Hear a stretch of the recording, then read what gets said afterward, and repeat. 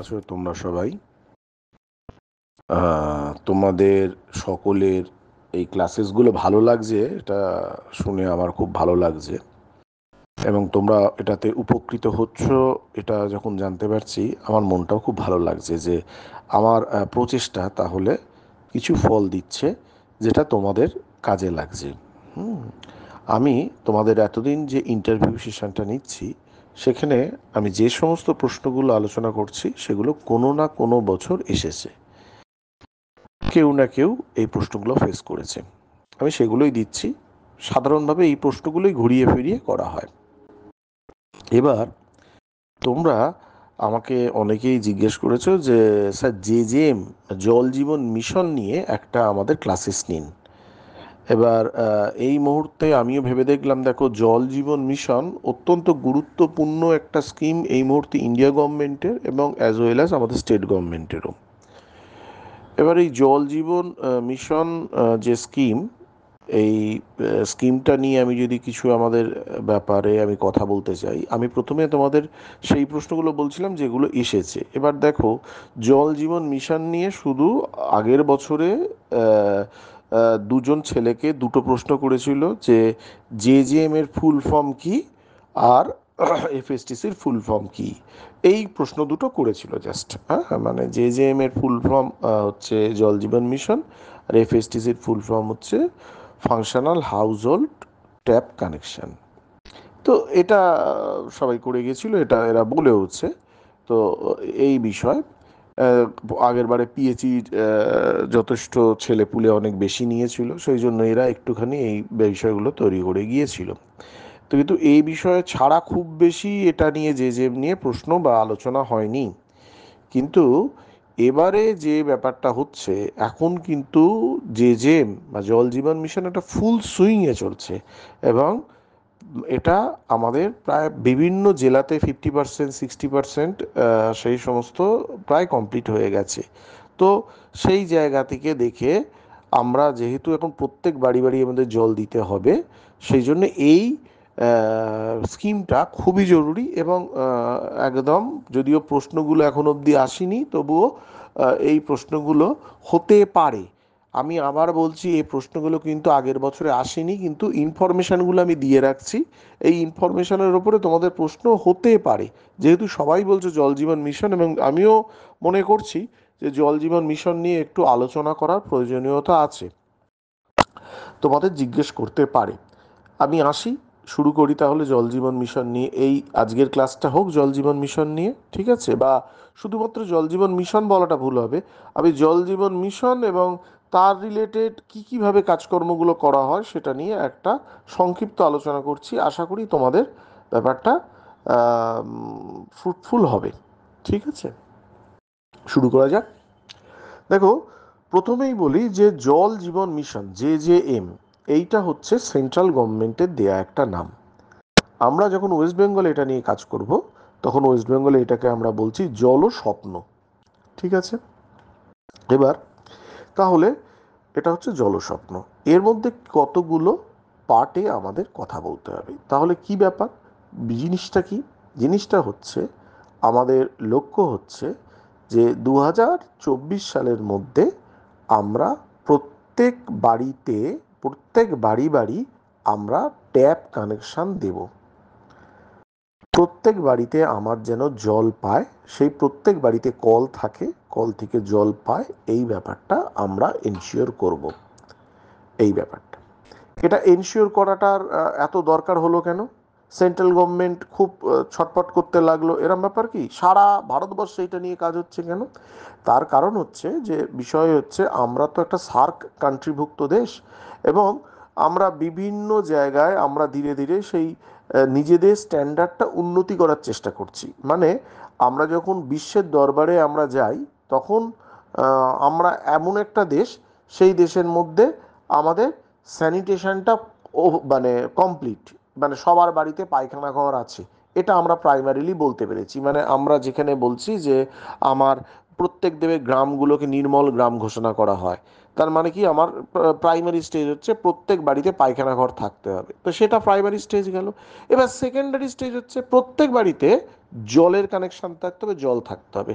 এই স্টেজগুলো আমরা যতক্ষণ না পেরোচ্ছি বিশ্বের দরবারে, আমরা কিন্তু অনেক নিচে চলে যাচ্ছি এবং বিশ্বের দরবার থেকে আমরা অনেক সুযোগ সুবিধা থেকে বঞ্চিত হচ্ছি।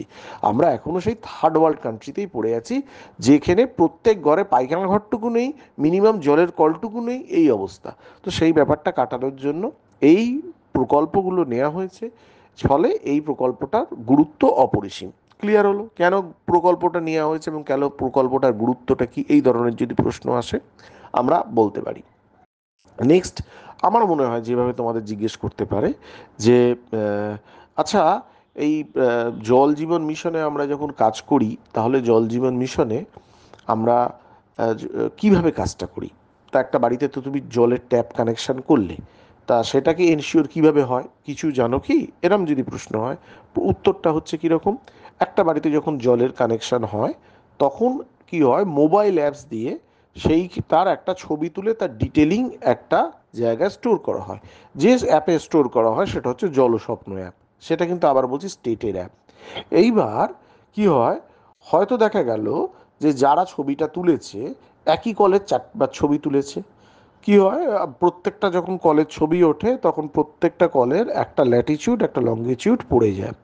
তার মানে আমি মনে করতে পারি এই কলটারই ল্যাট একটা, লং একটা, কিন্তু আমি আবার পেছন থেকে গিয়ে আবার সে একটা ছবি তুললাম, তার মানে আর একটা আবার সেই ল্যাট লংটা একটু চেঞ্জ হলো। হ্যাঁ, এই রকমভাবে। বা ধরো কোনো কলের ছবি, কেউ রাস্তার কলের ছবি তুলেই দিয়ে দিয়েছে যে এই কলটা করেছে, এরকম অনেক সমস্যা থাকতে পারে। কেউ ডুপ্লিকেট করে দিতে পারে, এরকম নানা কাজ করতে পারে, কারোর আধার কার্ড মিসম্যাচ হতে পারে, এই সব নানা প্রবলেম থাকতে পারে। তো সেইটা ফাইনালি চেক করে কারা? সেইটা ফাইনালি চেক করে একটা ওই আমাদের স্টেট গভর্নমেন্ট, এই সেন্ট্রালেরই একটা আছে, সেটা হচ্ছে IMIS। ফুল ফর্ম কি IMIS এর? IMIS এর ফুল ফর্ম হচ্ছে integrated management information system, IMIS। তাহলে এই IMIS এখানেই বলে দিল যে তোমার আধার কার্ড মিসম্যাচ হচ্ছে, বা আমি এই যে কাজকর্ম করছি সেই কাজের ক্ষেত্রে আমার এই এই প্রবলেম হচ্ছে, আমি ডুপ্লিকেট হয়ে যাচ্ছে, এইসব নানা কাজ, এইগুলো কিন্তু ও করে দিয়ে তোমাকে ফাইনালি একটা লিস্ট দেবে, যে লিস্টটা বলবে যে না, এটা সব দিক থেকে ওকে। তাহলে এটা হচ্ছে আমার IMIS। ঠিক আছে, তাহলে আমি জানলাম জেজেএম এর বিষয়, আমি জানলাম জল স্বপ্নর বিষয়, আমি জানলাম IMIS এর বিষয়। ঠিক আছে, তাহলে এইভাবে আমাদের কিন্তু অ্যাপসটা একটা অ্যাপসের মাধ্যমে দেখবে ছবি তোলা হয়। এবং এইটা কাজ করতে গেলে আমাদের কি কি লাগে, যে কোনো বাড়ি থেকে আমরা সাধারণভাবে দুটো জিনিস নিই, একটা হচ্ছে আধার কার্ড, আর একটা হচ্ছে বাড়ির ইলেকট্রিক বিল। ইলেকট্রিক বিলটা কেন নেওয়া হয়, এর কি কোনো রকমের ম্যান্ডেটরি কোনো রকমের ব্যাপার আছে? না, ম্যান্ডেটরি ব্যাপার নয়। ইলেকট্রিক বিলটা নেওয়া হয়, আমি এনশিওর করছি এটা একটা ফ্যামিলি, কারণ কোনো একটা ফ্যামিলি যদি সে নিজস্ব হয় তাহলে সেক্ষেত্রে তার ইলেকট্রিক বিল আমরা নিয়ে থাকি। আর যদি ইলেকট্রিক বিল কোনো জায়গায় যদি ইলেকট্রিকই না আসে তাহলে কি হবে, তাহলে বাড়ির জমির পর্চাও আমরা ইউজ করতে পারি। ঠিক আছে, মানে আমার মূল কথা হচ্ছে আমাকে এনশিওর করতে হবে এটা একটা ইন্ডিভিজুয়াল ফ্যামিলি। ঠিক আছে, এইবার ধরা যাক যে একটা জায়গার, তাহলে এই যে ফ্যামিলিগুলো, কতগুলো ফ্যামিলি হবে একটা গ্রামে বা একটা এলাকায়, একটা মৌজায়, সেটা কে ঠিক করে? সেটা কিন্তু ঠিক করা হয়েছিল একটা সার্ভের বেসিসে। আমরা যে জনগণনার যে সার্ভে করি সেই সার্ভের বেসিসে ঠিক হয়েছিল যে আমার এই গ্রামে বা এই মৌজায় কতগুলো পরিবার আছে। ঠিক আছে, তাহলে এই গ্রামে বা এই মৌজায় যতগুলো পরিবার আছে সেই পরিবারের সংখ্যাটা ধরে আমাদের কিন্তু সফটওয়্যারে ফিট করা আছে। হতেই পারে সেই জায়গায় আমার কোনো কারণে পরিবারের সংখ্যা অনেক বেড়ে গেল, মানে ফ্যামিলিটা আনডিভাইডেড রইল না, বাবা মারা যাওয়ার পরে ফ্যামিলিটা অনেকগুলো ভাগ হলো, 4 ভাগ 5 ভাগ হলো। এবার তাহলে এইভাবে যদি বেশিরভাগ ভাগ হতে থাকে তাহলে একটা মৌজাতে বা একটা গ্রামে বা একটা লোকেশানে, লোকালিটিতে আমার সংখ্যাটা অনেক বেড়ে যাবে। এটা হতে পারে। অথবা এমনও হতে পারে যে একটা গ্রামে একটা সময় খুব ভালো, একটা অঞ্চলে একটা সময় খুব ভালো সুযোগ সুবিধা ছিল, এখন সামহাও সে কলকারখানা বন্ধ হয়ে সুযোগ সুবিধা চলে যাওয়াতে অনেক পরিবার এখান থেকে ছেড়ে অন্য জায়গায় শিফট করে গেছে। বা গ্রামে কৃষিকাজ করছে না, সব কিছু ছেড়ে কলকাতায় শিফট হয়ে গেছে, তার মানে সেই এলাকায় আমার লোক সংখ্যা কমে গেছে। তাহলে কোথাও লোক সংখ্যা বেড়ে যেতে পারে, কোথাও লোক সংখ্যা কমে যেতে পারে, কিন্তু সেই অবস্থায় যদি কেউ ছবি তুলতে যায়, সে কিন্তু টোটাল যা লোক সংখ্যা সার্ভেতে আছে তার থেকে বেশি কিন্তু হয়ে গেলে সফটওয়্যার কিন্তু নেবে না। তখন কি উপায়, এটা জিজ্ঞেস করতে পারে। সেই ক্ষেত্রে আমরা প্রত্যেক বছর জানুয়ারি মাসে একটা ওপেন হয়, একটা সাইট ওপেন হয়, তাকে আমরা বলবো ওয়াইডিইউ। ওয়াইডিইউ, ইয়ারলি ডেটা আপডেটেশন। ঠিক আছে, মানে প্রত্যেক বছর এই ইয়ারলি ডেটা আপডেটেশন আমরা করি, কোথাও কমাবো বা কোথাও বাড়াবো, এটা দিয়ে আমরা করতে পারি। আর যদি কোনো জায়গায় দেখা যায় আমার যা সংখ্যা, প্রত্যেক বাড়িতে আমি জল দিতে পেরেছি, প্রত্যেক বাড়ি আমার জল কভার করতে পেরেছি, তাহলে আমরা সেটাকে আমরা বলবো সজল গ্রাম। মানে আমার সেই গ্রামটা হয়ে গেল সজল গ্রাম, মানে এই গ্রামে কোনো বাড়িতে কিন্তু আমার এমন নেই যে কল বা জল নেই, এই ব্যাপার স্যাপারগুলো থাকে না, নেই। ঠিক আছে, তো এই ধরনের একটা তোমার জেজেমের ব্যাপারে একটা স্মল ওভারভিউ। এবার দেখো, এই ডিটেলিং তো প্রচুর, এই স্কিমটা ডিটেলিং প্রচুর। একটা প্রশ্ন হতে পারে যে যদি তুমি একটা জায়গায় ইঞ্জিনিয়ার হয়ে গেছো, গিয়ে দেখেছো যে আমার সেই গ্রামটাতে বা সেই এলাকাটাতে জল যাচ্ছে না, জল পড়ছে না, তোমার প্রত্যেক বাড়ি বাড়িতে যে পরিমাণ জল পড়ার কথা সেই পরিমাণ জল পড়ছে না, তার প্রথমে প্রশ্ন আসবে আবার কি পরিমাণ জল পড়ার কথা। সাধারণভাবে এই জেজেএম প্রজেক্টে আমাদের ধরা হয় যে 55 এলপিসিডি জলের পরিমাণ। 55 এলপিসিডি মানে কি, মানে 55 litre per capital per day. প্রশ্নটা এরমভাবে ঘুরিয়ে করতে পারে, যে ধরনের ওনারা করে, সাধারণত আমরা কত এলপিসিডি আমাদের ক্ষেত্রে ইউজ হয়, সাধারণত সবাই আমরা জানি 135 ইউজ হয়। আর গ্রামে ইউজ হয় কত, গ্রামে ইউজ হয় 70 এলপিসিডি, মানে একটা গ্রামে 70 এলপিসিডি ইউজ হয়। কিন্তু এটা শুধুমাত্র যেহেতু পানীয় জল, সুতরাং এই পানীয় জলের জন্য এখানে ধরা হয়, ডিজাইনটা ধরা হয় 55 এলপিসিডি। ঠিক আছে, 55 litre per capital per day. এইটা ধরে, লোক সংখ্যা ধরে আমরা করি কি, আমরা কত টোটাল জলের পরিমাণটা আপনি নির্ধারণ করা হয়, এবং সেই নির্ধারিত জলই বিভিন্ন জায়গায় যায়। সেই নির্ধারণের উপরেই নির্ভর করা হয় যে আমি আমার এলাকায় কতগুলো বিগ ডায়ার টিউবওয়েল হবে, আমার এই এলাকার এটার উপরেই নির্ভর করে আমার এলাকায় যে ট্যাঙ্ক হবে, জলের ট্যাঙ্ক হবে, সেটা কত লিটারের হবে, এটার ওপরেই নির্ভর করে কিন্তু। হ্যাঁ, যে আমার কত লিটারের হবে, এবং সেটা নির্ভরশীলতার মধ্যে আর একটা জিনিস ধরা হয় সেখানে, যে আমি ধরা হয় যে আমার ডিজাইন ইয়ার আমি ধরলাম 25 বছরের, আমার ডিজাইন ইয়ার আমি ধরলাম, সেই 25 বছর ডিজাইন ইয়ার ধরে আমি টোটাল ক্যালকুলেট করলাম যে আজকে আমার জনসংখ্যা আছে 100, আমার ডিকেডাল গ্রোথ রেট 2%, তাহলে সেই হিসাবে আগামী 25 বছরে আমার কত আসবে, আমার কত জনসংখ্যা আসবে, এইটা বের করে, তাহলে 55 এলপিসিডি একজন, একটা বাড়িতে একজনের লাগছে, তাহলে এই এতজন টোটাল কতটা জল দরকার, তাহলে সেই ডিজাইন পিরিয়ড ক্যালকুলেট করে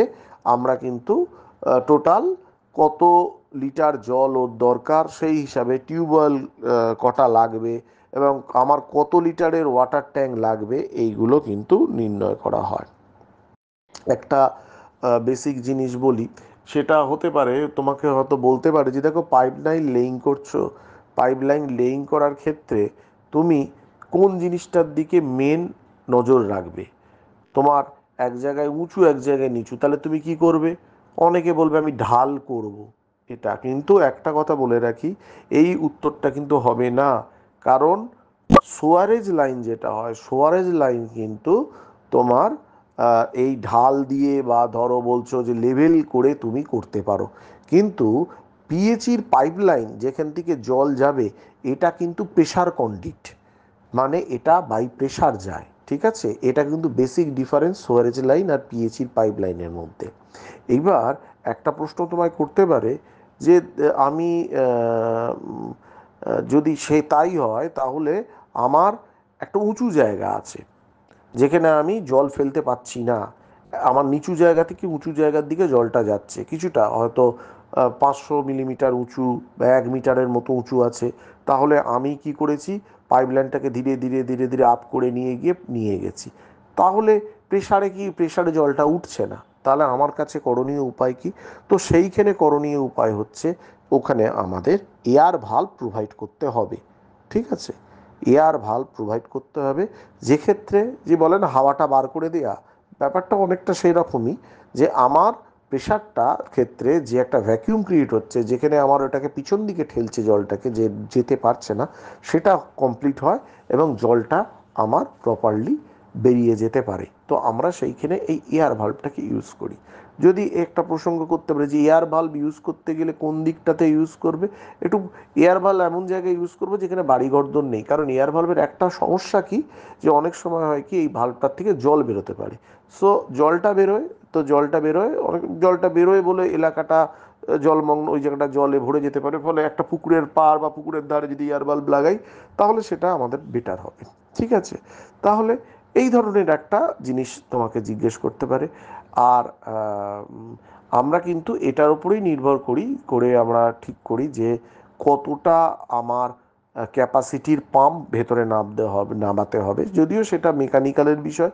তবু তোমরা একটুখানি পাম্পের ক্যাপাসিটির জায়গাগুলো একটু দেখে নেবে, যে আমি কিভাবে কতটা পাম্প আমি নামাতে পারি।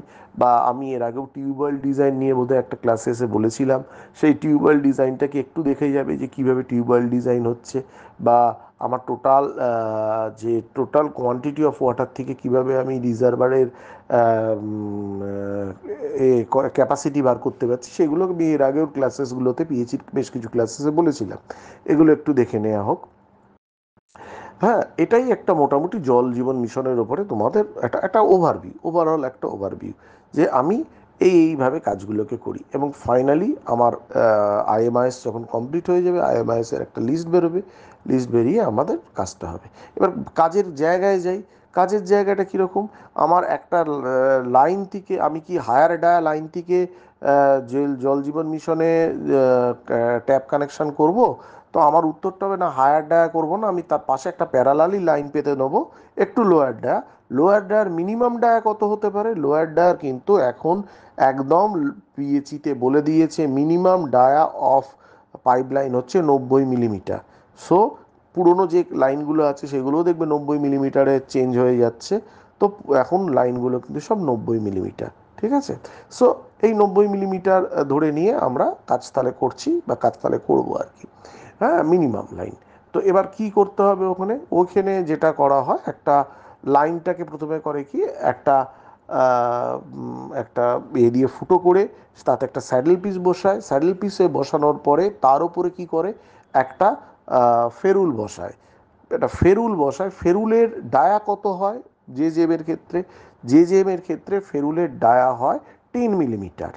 এবার ফেরুল থেকে কি করে, কানেকশানটা সোজা নিয়ে গিয়ে বাড়ির ভেতরে ঢোকানো হয়। বাড়ির ভেতরে total GI pipe, galvanised iron pipe যেটা আছে, সেই গ্যালভানাইজড আয়রন পাইপটা দেয়া হয় 2 মিটার অবধি। 1 মিটার মাটির তলায়, 1 মিটার মাটির উপরে দাঁড় করানো, মাটির তলায় মানে হরাইজন্টালি মাটির তলায়, আর 1 মিটার দাঁড় করানো। 1 মিটার দাঁড় করানোর মধ্যে কিছুটা যদি 1 মিটার হয়, 1 মিটারের মধ্যে নশো থাকে আমার একটা কংক্রিট পোস্টের মতো, ওপরে 50 মিলিমিটার আর নিচে 50 মিলিমিটার ছাড়া রইল। সেই 50 মিলিমিটারের মধ্যে কানেকশনের লাইনটা হলো, আর ওপরের 50 মিলিমিটারের ওপরে আমার একটা আছে স্টপকক একটা লাগিয়ে, তার উপরে আমি একটা দিয়ে পিস দিয়ে আমি ওর বিপ ককটাকে লাগাচ্ছি। এইভাবে আমাদের সাধারণভাবে কাজটা হয়। এইবার একটা জিনিস হতে পারে যে আমি এই তো জিআই পাইপগুলো লাগালাম, আমার রোড ক্রসিং কোনো জায়গা হচ্ছে, তা রোড ক্রসিংয়ের ক্ষেত্রেও এখানে একটা প্রভিশন আছে, আমি একটা জিআই পাইপ দিয়ে করব। এখানে কত মিলিমিটারের পাইপ ইউজ হয়? এইচডিপির পাইপের ক্ষেত্রে এখানে 15 মিলিমিটারের এইচডিপি পাইপ ইউজ হয়। কালো রোল পাইপগুলো দেখতে পাবে এইচডিপি পাইপ, হ্যাঁ, হাই ডেন্সিটি পলিইথিলিন পাইপ আমাদের এক্ষেত্রে ইউজ হয়। ঠিক আছে, আচ্ছা, এইবার যে বিষয়টা হচ্ছে, তাহলে আমি ফেরুল বললাম, আমি কানেকশান বললাম, আমি কানেকশানটাকে দাঁড় করাচ্ছি কীভাবে বললাম, আমি সমস্ত এই জিনিসগুলোকে কিন্তু আমি বলে দিলাম। এইবার ফেরুল আমার প্রশ্নটা এরম করতে পারে তোমাকে যে ধরো আমি 55 litre per capital per day তো আমার জলের পরিমাণ। তো কেউ কোনো জায়গায় বেশি জল ব্যবহার করে ফেলছে, কোনো জায়গায় কম জল ব্যবহার করে ফেলছে। সেক্ষেত্রে আমি কিভাবে কন্ট্রোল করব? সেক্ষেত্রে একটা প্রভিশন ছিল ওয়াটার মিটার বলে, যদিও সেটা এখনো অবধি গ্রামে ইউজ হয়নি, যে তুমি কতটা জল ব্যবহার করবে সেই ওয়াটার মিটার দিয়ে ধরা পড়ে যাবে। ঠিক আছে, এখনও কিন্তু সেই প্রভিশন ইউজ হয়নি, তবে এইটা প্রভিশন ইউজ হয়তো হতে পারে ভবিষ্যতে, এটা 55 এলপিসিডি রাখার জন্য। আচ্ছা, যদি ফেরুলের জায়গায় অন্য কিছু ব্যবহার করি তাহলে কি হতে পারে? আর অন্য কিছু কি ব্যবহার করা হয়? অন্য একটা জিনিস ব্যবহার হতে পারে, সেই জিনিসটার নাম হচ্ছে এফসিভি বা ফ্লো কন্ট্রোল ভাল্ব। বিষয়টা কি? সেটা একটা ভাল্ব, তার ভেতরে একটা বলের মতো থাকে। সেটা যদি খুব বেশি কারণে ওই ভাল্বটাকে জল বেশি পরিমাণ সাক করা হয়, ওই বলটা গিয়ে মুখটাকে আটকে দেবে। তার মানে একটা নির্দিষ্ট পরিমাণে কিন্তু জল ওইটার থেকে বেরোবে। ঠিক আছে? তো অনেক সময় অনেক ইঞ্জিনিয়ার সাহেবরা করেন কি, যে আমার একদম রিজার্ভারের কাছে যে বাড়ি, যেখানে প্রচুর প্রেশার হওয়ার কথা, প্রচুর জল নষ্ট হতে পারে, সেই জায়গাগুলোতে অনেকে এফসিবি লাগায়। আর দূরবর্তী জায়গা যেখানে জল অপেক্ষাকৃত কম নষ্ট হবে, সেখানে 10 মিলিমিটারের ফেরুল লাগাতে পারেন। এটা একটা হতে পারে। প্রাইমারিলি এরকম একটা কনসেপ্টে কাজ হচ্ছিল, যদিও এখনও যেহেতু সব জায়গায় এখনও ফেরুলই ব্যবহার হচ্ছে। ঠিক আছে, ওয়েডলি ফেরুলি ইউজ হচ্ছে। তো এই হচ্ছে একটা ওভারভিউ, হ্যাঁ, যে যে এর ওপরে। এরপরে আমাকে অনেকেই বলছে যে পিএইচির ওভারঅল, মানে আমি একটা টিউবওয়েল থেকে শুরু করে আমার ট্যাঙ্ক অবধি আমার কি কিভাবে কি হয়, কোথায় কি হয়, এটা অনেকে বলছে। যদি তোমাদেরও মনে হয় যে এরম একটা কিছু প্রয়োজন আছে, তাহলে সেটা বলো। আমি একটা তোমাদের ওভারঅল জেজেএম বা জল জীবন মিশনের ওপরে একটা আলোচনা করলাম। হ্যাঁ, আশা করি আলোচনাটা ফ্রুটফুল হবে তোমাদের জন্য। ঠিক আছে, ভালো থেকো, এবং প্রিপারেশন যেমন নিচ্ছ নাও। এটা একটা সাইডের ইনফরমেশান, এই সাইড ইনফরমেশানগুলো তোমাদের আমি দিলাম। হুম, ঠিক আছে। আর একটা জিনিস মাথায় রাখবে যে ভালভের প্রপার ইউটিলাইজেশন, কোথায় এয়ার বাল্ব হবে, কোথায় সুইচ বাল্ব হবে, ঠিক আছে, কোথায় বাটারফ্লাই বাল্ব হবে, কোথায় নন স্কোরিং ভাল্ব হবে, কোথায় এনআরবি নন রিটার্ন ভাল্ব হবে, এগুলো কিন্তু ভাই তোমরা একটু দেখে যেও। যদি তোমরা এগুলোতে তোমাদের অসুবিধা হয় বলো, আমি তাহলে আর একটা সেশনে বলে দেবো। ঠিক আছে? আচ্ছা, ঠিক আছে, আজকে এই অবধি। ভালো থেকো।